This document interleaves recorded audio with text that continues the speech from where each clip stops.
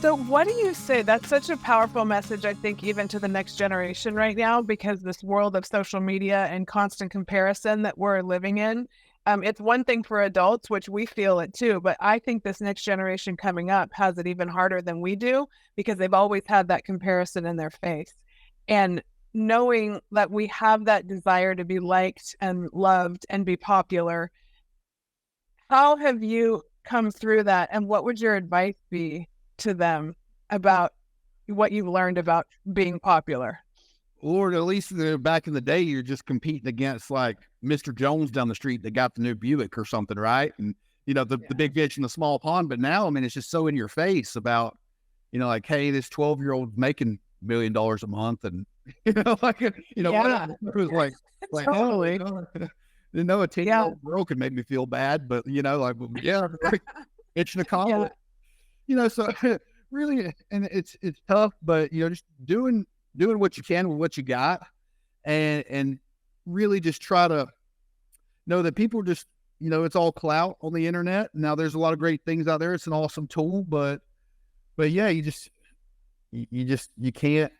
can't compare your story to somebody else's. I mean, that's just, at the end of the day, I know it's cliche, but some people are born on third base. Some people, just have the juice and can go a lot faster in some things than you. Like, yeah. I mean, It's so true. I have those conversations with my kids all the time. And yeah, the starting line is not equal. It's not the same for everybody.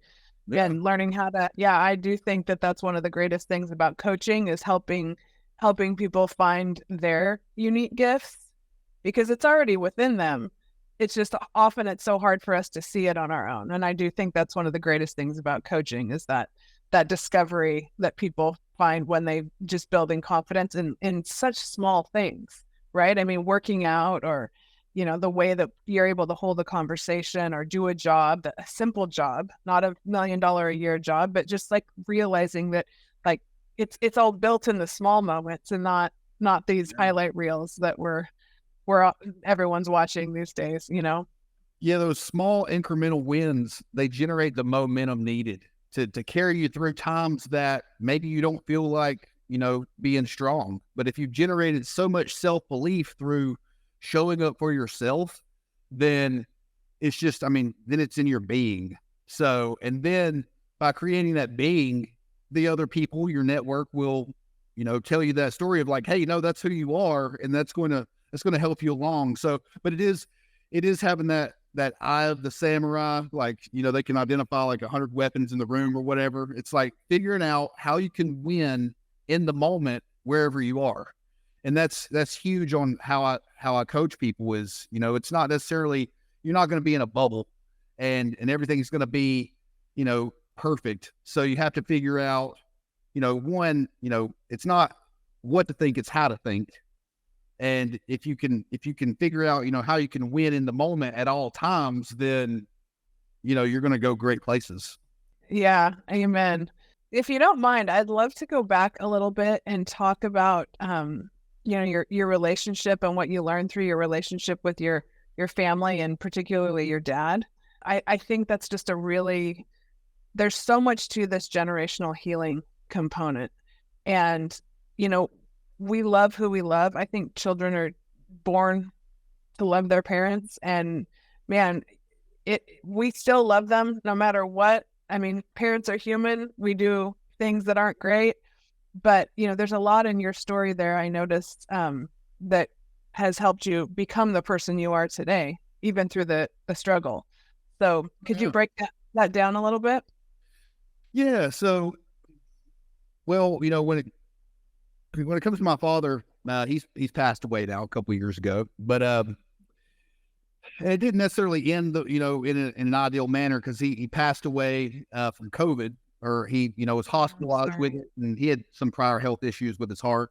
But I had not spoken to him for about 3 years prior to his death, and but backtracking a little bit, met him when I was like 22, 23 years old. Called his phone number off of a billboard because, well, he had billboards in town. And you always knew he was your father? I didn't know until I was about 17. My mom and I we got in a fight when I was bad drunk. And she's like, you know, I don't know. My mom, okay, so just interject here real quick. My mom, my best friend, but also complete saboteur, like just will, cut me to the bone first strike, like we're going to get in a fight. And I'm like, I don't want to hear your shit. And then she's like, something, just the worst thing you could ever say to a person, just like instant, just like kill shot. And it's just like, and my brother's the same way. My little brother Newt, and love them both to death. But yeah, I mean, that was what surrounded me.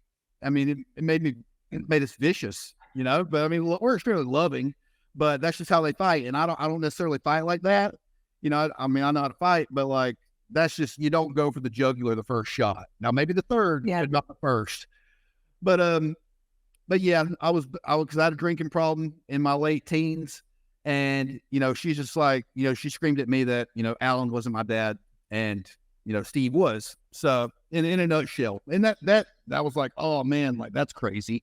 Made sense, but like, it's like, that's just not a way to tell somebody about that.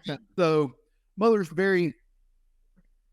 she was just extremely immature, still is, but still loving and would give me absolutely everything that she ever had laid down the road for me. So, we've all got our demons.